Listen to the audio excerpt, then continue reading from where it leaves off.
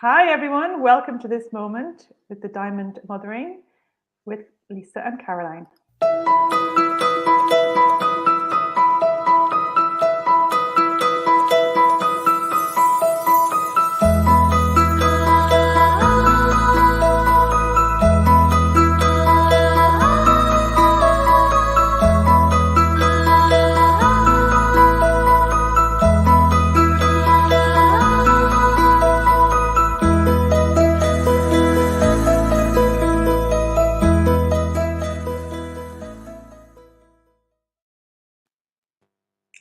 So welcome everyone. Thanks for joining us again. And we have another special guest with us today.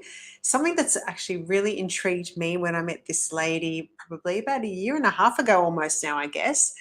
Karen is the founder of Charlie's Angels Security, and these are female bodyguards. And I was introduced to her because she has a vision to actually go into schools and start to teach teenagers how to protect themselves physically, because that can make them feel stronger. And I was so on board with that, knowing that their emotional awareness makes them feel stronger. I thought this is just such a fantastic thing. So stay tuned. We'll be working together in the future, I'm sure, sometime. But thank you for joining us, Karen. I am so interested to talk to you and hear about your story because I spent so many hours watching Charlie's Angels on the television, and I just think it is so cool. I think it's so cool. Yeah, it is. So tell me your story. How did you get into this? Oh, look, my father was in police. He was police, United Nations. He'd been doing a bit of bodyguarding. He got out of that, went into security. My brother was football, a wallaby. He ended up getting into security. My background was actually in the healing arts. So prior to Charlie's Angels Security, my background was in sports and remedial massage and Reiki and body harmony and, a whole heap of more alternative sort of healing techniques. And an injury sort of just set me back, and I just stopped and thought, really, what is it that I want to do? And it just felt right. I sort of had the background with, the family. It was around me. And, I was very, my background when I was young, I was heavily into sports. So I was very active, very physically active. So I just thought, oh, well, why isn't there a shit hot female security team out there? So I ended up going out there and I did all the training myself. So I trained to be a bodyguard and I trained in unarmed combat and then kicked it off. And then, I just thought, what am I going to call it? Charlie's Angels Security just sounded like had a good ring to it. And I spoke to some friends of mine and we, thought it all through, and it was just a great fit. It was, females, the team that I have. And I kicked it off 25 years ago. So it's been around for some time, and we've had different team members come through over that time. You can imagine with women, like babies or, husbands like, no, don't want you doing that anymore. So we had a bit of a change in the team. But, it's been a fantastic journey, and I've had a wonderful, wonderful crew of women working with me and side by side. And, through COVID, coming into COVID times these last 2 years, we had to make some changes. We weren't like other security companies. We weren't doing shops or clubs or pubs or things like that. We were looking after people. It was personal security. So we were bodyguards, and we were also very, very heavily into event security. And as you can imagine with COVID, that just stopped it. So that's when we then thought, okay, what are we going to do? How do we utilize the skills and the knowledge that we have? And I've always wanted to work with youth. So it just seemed to be a fantastic segue, using those skills and all that knowledge and then taking it into the arena and kicking it off teaching young girls. So, teaching young girls how to be safe, feel safe, to be smarter. I know that you mentioned, Lisa, Charlie's Angels, sort of defensive, but, it's interesting as a bodyguard, it's like, that's really the last resort. For us, it's about being smart. How do we use those skills so it doesn't get to that? for us, it's, you know, if it gets to that, a lot of the time we haven't done our work, you know. So it's interesting, and there's been a fantastic. There's been so much interest in the courses, so you know we're really excited, really excited. So that's it in a nutshell, basically. Yeah. 25 years as a bodyguard. Prior to that, you know, healing. So it's, some people go, well, wow, that just seems so far removed. But when you think about it, it's not, you know, like I've gone from really looking after the health of people, protecting their health, to now protecting their person. Yeah. And the two of them work in a lot too. You know, it's interesting with the young girls, you know, like a lot of the people that, you know, like speak to us, a lot of mums think, you know, as you thought, that it was a lot of defense and, oh, yeah, you know, how to kick ass.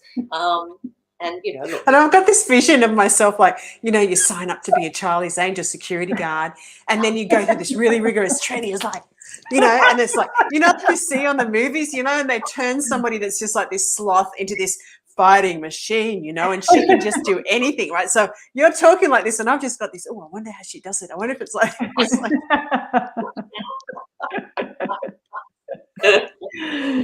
Oh, look, it's, you know, it's a wonderful, it's a wonderful form of work to be in, that's for sure. And you know, I've loved it. And as I've said, what I've loved most about it is the team.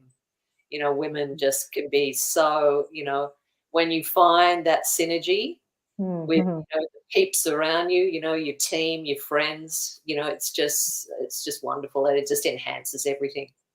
No, it's amazing. And it, to me, actually, it sounds a bit like, you know, like martial arts. When you talk about martial arts, they often think it's actually about defense, not about defense, but, you know, I suppose, you know, ducking and diving and you know, it's not being forceful, but it's actually kind of trying to not avoid, but it's just, there's a more of a mastery in it. So it's like, basically, you don't really want to be in that fight situation, in that conflict situation. It's how to avoid conflict. You know, it's a little bit like what we talk about, avoiding conflict. And I love the idea of, even what you're talking about, you know, you did the Reiki healing and everything like that. And it's about like that, all that body work. And we've been talking about this, you know, women coming back into their body and into the owning their own body, and they're owning their own presence and being connected. To me, like, it sounds like your journey has been about like that body work and kind of becoming embodied in yourself. And then you're creating that safe, protective presence, you know, with a team of women that are like that create a safe, protective presence around people.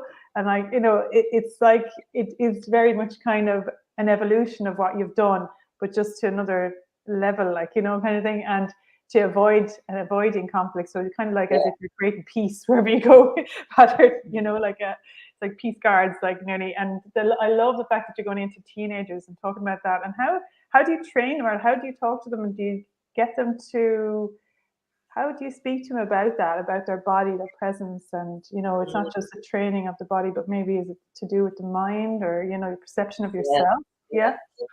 Well, it's interesting because we actually named the course, you know, Safer, Smarter, Stronger, How to Be Your Own Bodyguard. So really the whole idea of it was, how do we help women, young women, older women, you know, any age really, how do we help them to be their own protector, to be their own bodyguard?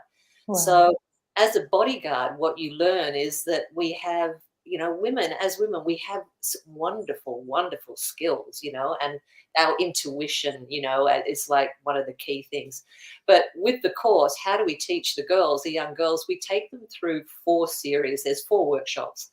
So the first one's safety. So in that safety workshop, we teach them, you know, what does it mean to be safe? How does it feel to be safe? And get them really to, you know, like when you kick off, as you know, when you're kicking off with a webinar or whatever, you know, people tend to be out there. We want to really bring it back, as you said, embody.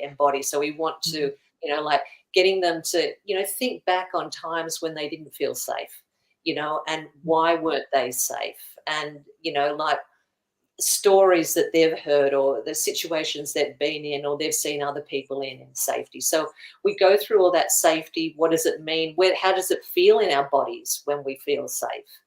And then the second one we go into is that we go into safety, then awareness, and then in awareness we talk about, personal awareness. We talk about situational awareness. So personal awareness is, like intuition, how's that feeling in your body? Situational awareness, looking at where are you? What are the things around you? Like really getting in touch with the senses. So interestingly, through the whole course, it really is really getting them to just feel things, to create neural pathways that really help them if a situation arises that is unsafe, that it's a faster response. So the second one is, awareness, then we go into prevention, then we go into defense. Defense, that last one being, yes, we do teach them some skills in the end, how to defend themselves.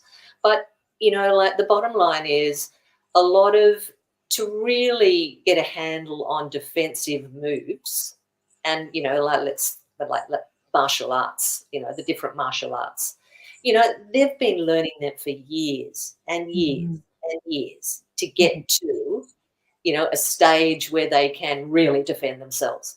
So when you've got young girls that haven't had that opportunity to really get to that stage, what we're doing is teaching them, giving them knowledge and skills so that it really rarely gets to that. If it did get to that, yes, we're teaching them how to break away from things. If someone was to grab them, like their arms at the front, or grab around their throat, or grab around their body, we teach them how to break away from that. But the real smartest stuff is about that sort of awareness and prevention first. It's like we teach them about predators. We teach them, what do predators do? How do they pick a victim? And we're giving out signals all the time. Yeah. So, we go into, how are they looking after themselves? How are they presenting themselves to the world? The way that they present themselves is going to be taken up by someone else that could be looking for, some sort of weakness. So we go into things like, body posture, their speech, like their walk, their gait, the length of their gait, the speed of their gait. All those things are being interpreted. And, I suppose if an analogy would be in the animal kingdom, it's like you see those, how many times you see the National Geographic, and you've got all the animals around the water hole and you've got that predator in the background and they're just looking, waiting. They're waiting to pick someone off. They're waiting to, what they'll do is they'll split the group. They'll split the group. They're looking for the weakest link.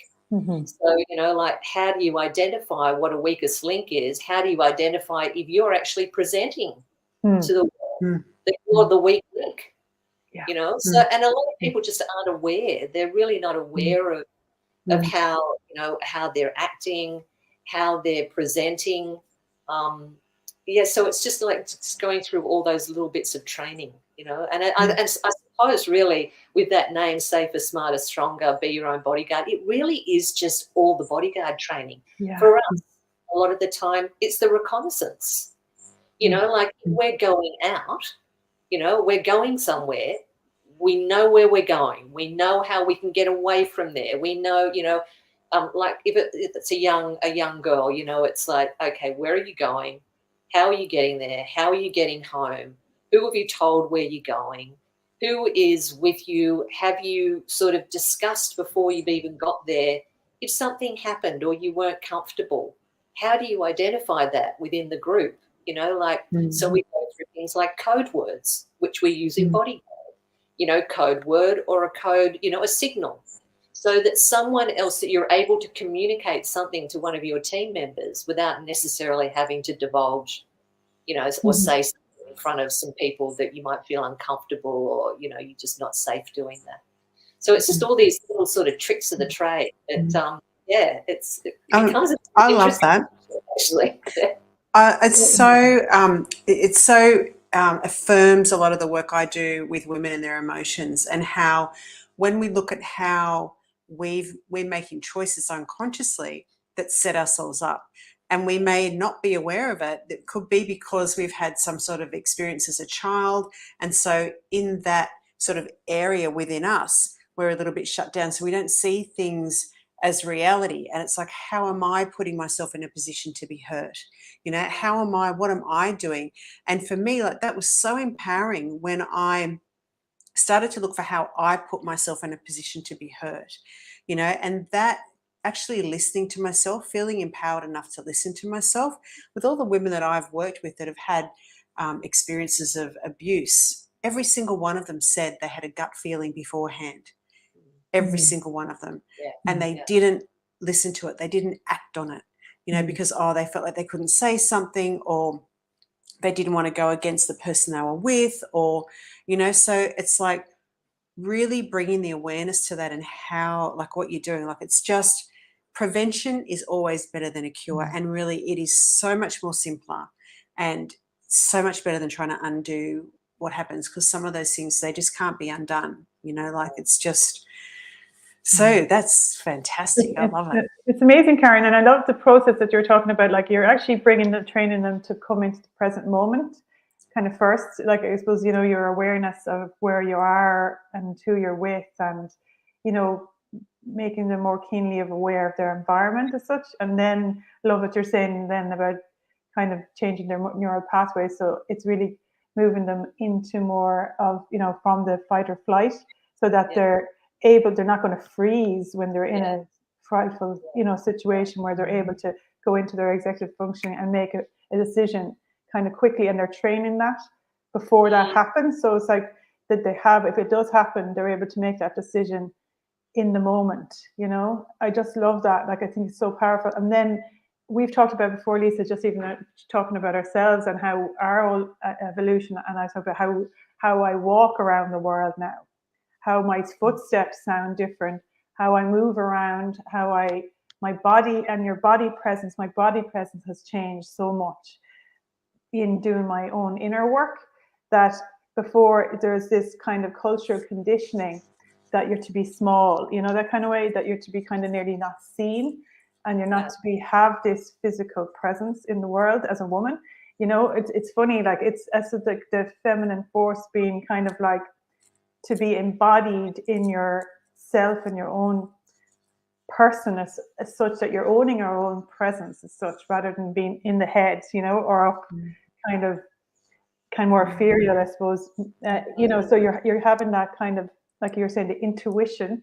You have your intuition, which is telling you and guiding you, but you're also present in that embodied state as well. That's what I hear the process is about. You're taking responsible, like, it's responsibility, isn't it? And I think on some level, like, subconsciously, women, you know, like that, there is an archetype of, you know, wanting to be rescued, not consciously necessarily, but it's that emotionally. I've noticed it as well. Like, I had to learn to sort of take responsibility for my emotional world, and that growing up emotionally just made so much difference. And that was sort of overcoming this unconscious thing that happened, where I was like, I wanted someone to come and fix me. I wanted someone to come and save me. Not that I consciously wanted it, but that was what was playing out. And it's so interesting that projects out as a physical experience as well, which is what I'm hearing you say. It's like, I am not a victim. I don't need someone to protect me. I don't need someone to rescue me, which we don't think. Like, we actually don't think about that. But unconsciously, that might be running in the background. But when we're taught to actually be conscious of the choices that we're making and take responsibility for it, I am responsible for my body, you know, and that, even those words, like, we just don't have it. I was never taught that. Nobody said to me at 15, when I traipsed off with the boys down the road, you are responsible for your body. And if someone had said that to me, I might have had a totally different experience, right? I know. Yeah, it's interesting, isn't it? It's just that, you know, and it's with each one of us has mentioned intuition, and I think we don't give that enough energy and time to really understand our own intuitive capabilities and powers. And it's actually a superpower. It is such a superpower. Learning how your own intuition, where it actually presents itself in the body. you know, when you are in an unsafe situation. Some people get it in the throat, some people get it in the, you know, in the chest, some people just go weak in the knees. You know, yes, some people it's that, you know, like, you know, freeze, flight, fight. But in the training, we go through things like, you know, how do you, when you do freeze, what's happening in the body and how can you change that? You know, we teach them little things like breathing. You know, like you can interfere with the level of adrenaline going through the body just by breathing. You know, a lot of the time you tend to hold the breath, but if you can actually, you know, you get that breath happening, moving, that adrenaline isn't pumping. It almost sort of like it sabotages adrenaline, you know, and it sort of allows us, our thoughts to sort of like get a little bit more clearer. Movement, you know, a lot of the time you sort of like stand still, you don't know what to, but just moving the body, little things that just help to get the body sort of moving, more better able to make choices, more better able to make the choices to evade something, get away from something. Smarter choices. It's all about that sort of smarter, you know, sort of, as I said, safer, smarter and stronger. But we also go through confidence. You know, we talk about, you know, sort of building self-confidence and saying no, you know, being able to be in your power and say no, you know, but it's not that just, you know, like a lot of people, it's a simple word, you know, no. A lot of people can't say it. Like I have very, well, not that they can't say it, but they really have trouble saying no. You know, so we get them to practice in like saying no, and then we get them to get into a stance that is going into the defensive moves where it's really, you know, it's just whatever you're like, if you're right-handed, you know, you would then move your left foot slightly back.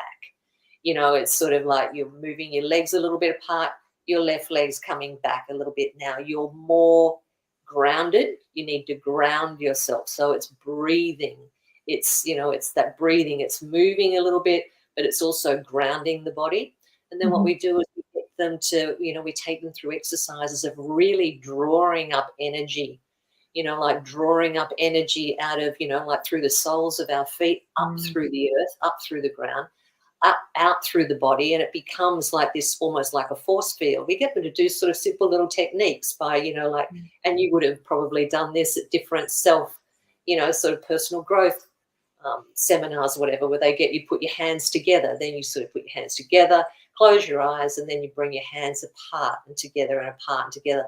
You do that a few times and you'll start to feel like this sense of like where they're being drawn together. There's something pulsing. It gets a little bit thickening in the hands. So we get them to feel their energy, and then having that sort of like just that simple little technique of feeling energy. And then we then start to get them to practice drawing it up.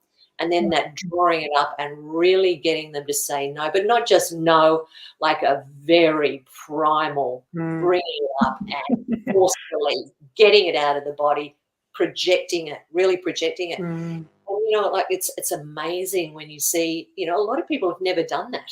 Never, you know, a lot of women, like, you know, like regardless of age, have never really got that, you know, brought out that primal energy and just gone, no. And it's just when they do it, when you're in the room and you feel and hear people doing that, the hairs on your you know, on your arms, on your skin, they just tingle. It's like, oh my God, you know. So it's like all these lovely little skills, you know, like lovely little things to just, you know, get people into that sense of being in their body, really feeling things and feeling their power, you know, like not just hearing it, you know, like let's face it, you know, most of the problems in the world of, you know, people either feeling that they're not being heard or they're seen or being inappropriately touched. So, you know, they can be really sort of like feeling very, I don't like the word victim, but it's that cowering slightly, you know, a bit like, so giving them some, you know, some training, that bodyguard training to really like, hang on, no, regardless of your age, you've got some awesome superpowers within you. Let's get you in touch with that and let's let you feel the power of your feminine force. Yeah, and Karen, that's amazing, because I just said to Lisa recently, I had that experience, that actual experience of that that primal thing that came up. I was in a situation that I had to do that.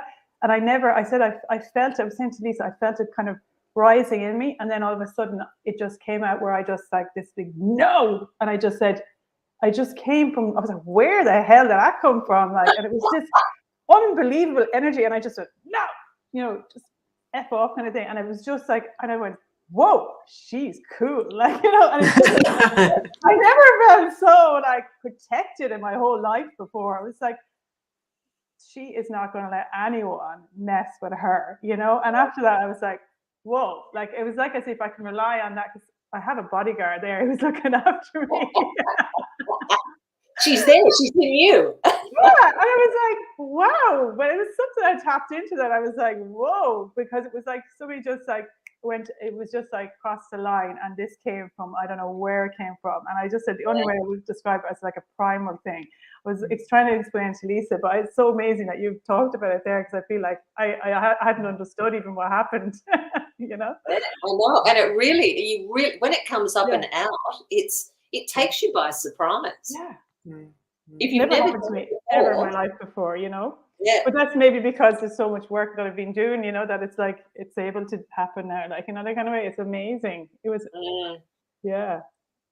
That's the feminine force, girls. The feminine force. It's the feminine force. I think it's so exciting. Like, I just feel so excited for women and girls that there are these opportunities now that we're actually coming into our power, like, and just all these aspects of ourselves. Now we have these opportunities to actually really own our power on so many levels. And it is just, it's so exciting. Like, I'm just like, my mind is just going, wow, this is just so cool. Because also, like, for teenagers to hear a lot of this information and to make it palatable for them, you know what I mean? Like, sometimes they might not do self-development courses or some, you know, but you've got this, it's very tangible and it's very appealing. Like, I think, you know, a lot of young girls would be interested in doing something like this, and certainly their parents would be very keen for it. Like, just amazing. Because Karen, I think just even what you're talking about, like, it's not just the talking and the training, it's the embodiment, it's the energy, the use of the energy, and that the fact that when you allow that to come out of you, how protective it can be. And then, like you say, you know, it's protecting you, self-protected from predators. Nobody's going to come around that person who has that kind of energy, you know, that kind of way. So, you know, you're avoiding those kind of people who would be attracted to you otherwise, you know. So it's so important. And like, I also what I'm thinking of when I hear you saying that about girls like finding it hard maybe to say no, and that comes down a lot of time to the parenting as well, because I know like girls being raised to please and to be good girls and not to raise their voice and not to be angry and not to, you know, show their true emotions and to stand up to themselves, because that's been, you know, conditioned out of us. And that you're really trying to undo that conditioning, because you have to be able to say no, you know, you have to be able to, you know, use your emotions like that, you know, like myself and Lisa were talking about, that kind of positive anger, you know, in relationship with people, you know, in the world, because it's been dampened down, and that's very dangerous, I think, you know, and for parents to understand that as well, to allow that to be fostered in the home, so that it's kind of safe for them to have that emotional security within themselves, so they can have that kind of, you know, training to have that safety within them, you know, in the world. Absolutely. And I think too is like, you know, when you're imparting skills, like, you know, as I said, you know, most of them are just bodyguarding skills, but when you're imparting those skills, then the teenagers can identify that those very skills their parents are using for them. You know, they're bodyguarding their kids. It's not just mum being, you know, like, do this, it's actually Oh, So make it a positive thing. Yeah. And it's like, but in bodyguarding, the team is important. That, you know, it's not all about just you. I'm only as strong as the members of my team when I'm actually out there doing the work. So I need to know that my team is looking after my back, and they need to know that I'm looking after them. So with Yeah. young girls, when they're out, going to parties or whatever, I see it a lot because we do a lot of events. We do a lot of team parties. And what I noticed was in their effort to attract them, either a male or another female, regarding of their, depending on their identity, their identification, they just sometimes lose that sense of looking after each other. It's almost this real competitive, they're being very competitive, trying to sort of attract the other's attention. And then it's like, if they're not successful, with that, they can sometimes be a bit shunned, shunned by their team. Whereas, with what we do, it's if I drop the ball, I endanger the safety of my team.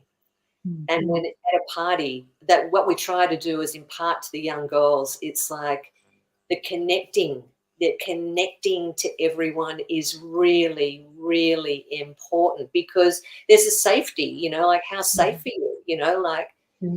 You need to know that, your safety is also dependent on the other people looking after you. It's not just you, so it's because I think we need to bring that connectivity back to a lot of the That's a work. brilliant teaching for life in general, though, as well. We were talking about communities before we came on here as well, because that's what communities are. It's like everybody's part to play. And like it's a great teaching even for them to go out into the world to think like that. That we're all the interconnection. I'm always talking about the interconnection and interdependence. Like we're all interconnected. We all depend on each other for that sense of safety and to be looking out for each other and then I suppose, not leaving yourself vulnerable, so it's like your self-security. And then because sometimes when people are isolated, then they don't feel like, they have that support, and that's where maybe the weak link is, Yeah. It's self-allegiance too, isn't it? Like that's what I see from, in the teenage years. It's almost like girls have forgotten to be their own best friends. It's like they're walking away from themselves all the time to get a man to like them, or a girl to be interested, whatever's going on, to be friends, to get that friend to look cool. Like, we sort of end up, as I know I did as a teenager, I abandoned myself so much just to be accepted and to please and to be in the in crowd. And there was a part of me that was left behind that I just didn't give a shit about. Like there was no self-allegiance at all. And then what happens is you lose respect for yourself, and you lose confidence, and you lose self-esteem. And so you're in a very vulnerable position, and you do get taken advantage of because you're not there for yourself. So there's no one there to look after you. Yeah. Teamwork, so important. Yeah, when you're able to touch it, when you have no knowledge of yourself, your own self-worth and self-value, that's what happens, because you're looking for that outside of yourself.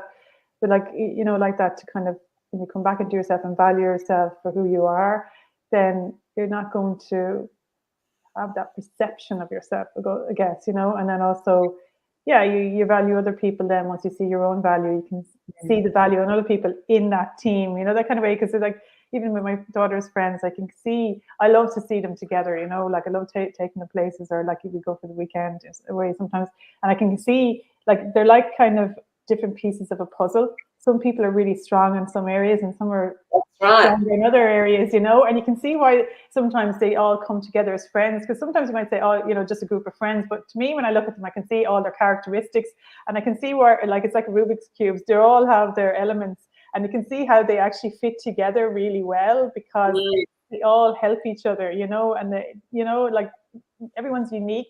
Everyone has their own strengths as well, and sometimes they have their weaknesses as well, and the others support the weaknesses, so interesting to look at that, It's so true, like we all are so unique, it's so unique, so special, there's only one of us, and back in that, back to the whole bodyguarding thing, it's the strengths, someone in the team will have a strength with something. I'll just share this with you, and it's a little bit so off the off the rails. But one of the girls within our team was psychic, like really psychic. Oh, wow. Yes. So and it was like, and all the team, because Charlie's Angels, everyone had a different angel. They were Cool. sort of, and psychic angel. We used to Brilliant. I love that. we used to rely on sometimes. We were in sort of like these places, so it was sort of like, this just doesn't feel right, like energetically, this is just something's not right, and we used to go, okay, psychic angel, what's going on?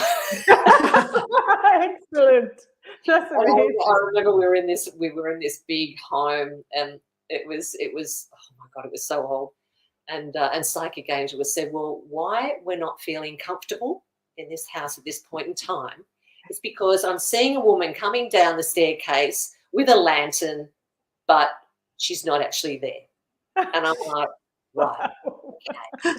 So it was like getting back to that uniqueness and the strengths, Wow, that's so amazing. everyone's got sort of some strength, and bring that together in a team. Oh my God, we can all sort of tap into all those strengths.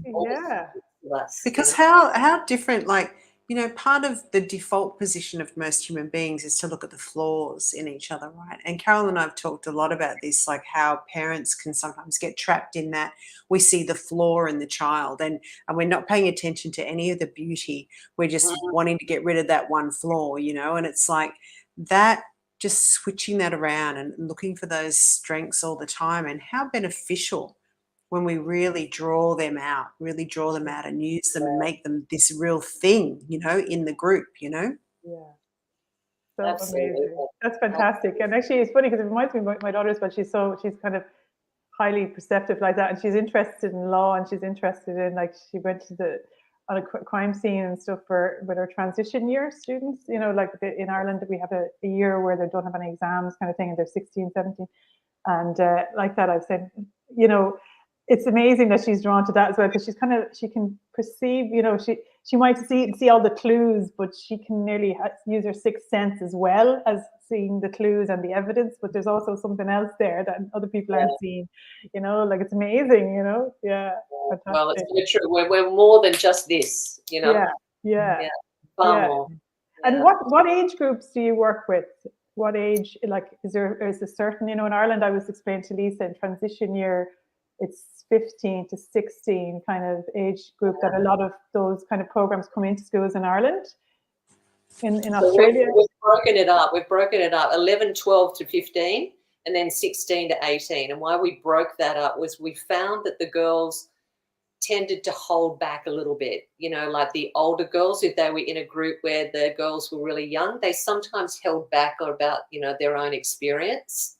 Okay. And sometimes the younger, they were young in amongst two older group of girls, they tended to be very quiet also. So we found that this sort of divvying them up into those groups was really, they were a lot more open. Okay. Mind you, it takes a while. It takes a while to sort of warm them up, out of their inhibitions and just feel safe, to be able to, to talk about things that, bother them and that they're worried about. And it was interesting when we did the focus groups with young teens. The thing that came up a lot was no, how to say no in situations where they did not feel where they felt uncomfortable.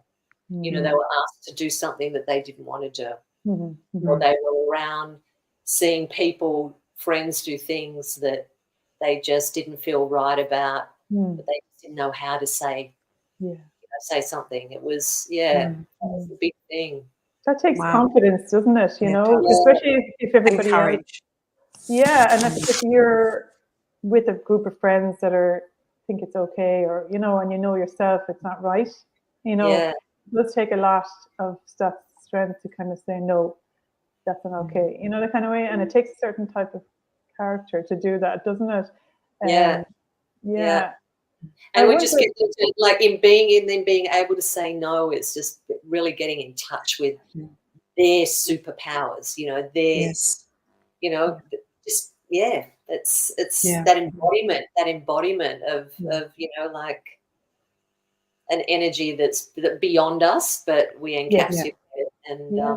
yeah, And do this you, is you know, you said there's 4 different workshops. Do you deliver it over a certain amount of time, yeah. or you We so you? look. In the beginning, we were kicking it off. They were being an hour long. We found that was just far too long. The attention, you know, the attention span for that length of time was just no. So it was like 40 minutes. You know, 40 minutes. Pack it in as much as we can. Make it as interactive as much as we can, and then after those 4, the series of the, you know, safety, awareness, prevention, defense, then it goes into sort of more intensive. If some, you know, for instance, a young girl was like, look, I really want to hone my skills in regards to that. Intuition really interested me. Okay. Let's dive deeper into that. Or, you know, the defensive, I want to learn some more defensive moves. How do I dive deeper into that? You know, we sort of take it beyond there. But just those first 4 ones are that, you know, safety. Okay, that's a great idea. So it's kind of giving them a taste of it, really, you know, I suppose the processes, and then they can develop where they feel maybe they would like to learn more, you know, because it's, you know, the way, like, say, different characteristics in a person. Some people might need more defensive, other people might need to get in tune with their intuition more, and others are more developed in that area. So that's a brilliant way of doing it. And like for the course, the 45 minutes, you do that on a weekly basis, like over a period of a month, or is it, what way do you kind of deliver that? Yeah, it's at the moment what we did was we had the courses to take into the school scenarios, and then of course COVID hit, so that sort of stopped that. Then it was going into, you know, the online. Now we're looking at changing the whole format and doing something whereby it's, you know, it's we sort of send it out to a group of mums, collect a whole group of young girls, do one, and then follow it up 2 weeks for the next one. You know, we sort of leave a little bit of time for them to think about and use some of those skills. And the second one, then we go, you know, like, how did you go? You know, like some of the things that we taught you, did you have an opportunity to experience that, to use those skills? Brilliant. So give them a chance to put it into practice in their real life kind of thing. So it's not just taking information in, that they're able to practice it and then move on to the next stage kind of thing. Yeah, that's amazing. So amazing. I love so that. good. Yeah, it's great. Karen, I've just enjoyed this conversation so much. I just feel so excited that there's something like this out there, and just I really hope that we end up working together. Like, I'd love to see us create something for these for the girls. Like, it's just so powerful. Really, really amazing. Just in the last few minutes, would you like to just let us know where we can find more information? If there's any mums watching that might want to follow up with you, where is the best place for them to contact you? Well, what we've done is we've changed. We've had a bit of a change of structure with our workshop, so I have to sort of bear with us at the moment. It will come up on our website, so just keep an eye on our website in our workshops. And as soon as it's been I've taken on a business partner, so there's been a little bit of a change of format. And Tori had an interesting background. She was over in the UK teaching defence to the Uber drivers, Uber Eats drivers, and she has a competitive jiu-jitsu. So we're just changing a little bit of the format with the defence, but keep an eye on the website. It'll all be on that. Yeah, fantastic. And when you have it up and running, we'll share it out again, you know, and we'll just remind everybody, because it's amazing to even people in Ireland as well to get access to it. If it's online, it'd be amazing if they, you know, we can do it online. We will. I'll let you know. And you guys have been doing an amazing job. You know, like what the wisdom and information that you've been giving out to mums and girls have obviously been listening to it too. It's just incredible. So, you know, thank you. Thank you. And I think it's Karen. It's lovely. Yeah, it's amazing time, I think, for women, isn't it? And girls and teens and stuff. What the, you know, the world can be if we become empowered, and the more we do it ourselves, the more, you know, we bring it to the world. So thank you so much, Karen, for like following your what you came here to do are so exciting and so new, and I just love the name Charlie's Angels because we were of that era. So good. Yeah. Gorgeous. Thank you very much, Karen. And you can find Karen's website address in this post. You'll find it below. Thank you all for watching us. And thank you again, Karen. Fantastic conversation. And thank you, Caroline, for being here again. It's lovely, lovely to share the space with you. And we'll see you next time, Friday night in Ireland and Saturday morning in the Southern Hemisphere. Bye, everyone. Thank you, Thanks everyone. for listening. Take care. Bye. Thanks so much, Karen. Bye. Thanks.